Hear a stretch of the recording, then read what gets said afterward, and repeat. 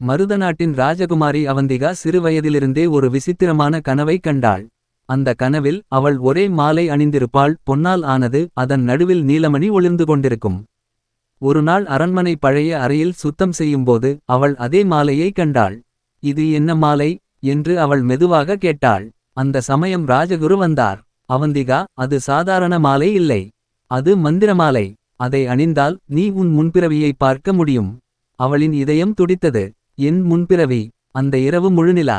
அவந்திகா மந்திரமாலையை அணிந்தவுடன் அறை முழுவதும் நீல ஒளி பரவியது. ஒரு காற்று அவளை சுற்றி அவள் கண்களை மூடியாள். அவள் கண் திறந்தபோது அவள் வேறொரு காலத்தில் இருந்தாள். அங்கே அவள் ஒரு சாதாரண கிராமப்பெண், பெயர் மாலினி.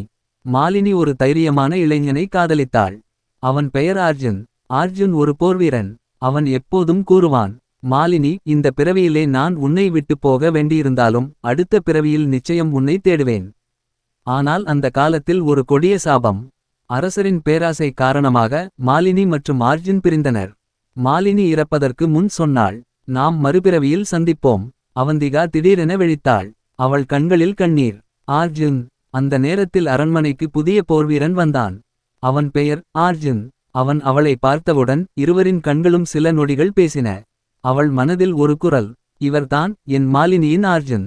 அர்ஜுன் சொன்னான், ராஜகுமாரி, உங்களை எங்கோ பார்த்தது போல் தோன்றுகிறது. அவள் மெதுவாக சிரித்தாள். நான் கூட. ஆனால் பழைய சாபம் இன்னும் முடிவடையவில்லை. மந்திரமாலை ஒளிரத் தொடங்கியது. ராஜகுரு சொன்னார், இந்த மாலையின் ரகசியம் முழுமையாக நிறைவேறவில்லை. நீ உன் முன்பிறவியை பார்த்தாய். ஆனால் அந்த சாபத்தை முறியடிக்க வேண்டும். இல்லையெனில் மீண்டும் பிரிவே உன் விதி. அவந்திகா தைரியமாக சொன்னாள், இந்த பிறவியில் நான் பிரிய மாட்டேன். அர்ஜுன் அவளின் கையை பிடித்து, இந்த முறை நான் உன்னை பாதுகாப்பேன். மந்திரமாலை அவர்கள் இருவரின் காதலை சோதித்தது. ஒரு இருள் உருவம் தோன்றியது. அது பழைய அரசரின் சாபத்தின் நிழல். அந்த நிழல் கத்தினது, நீங்கள் ஒன்றாக இருக்க முடியாது.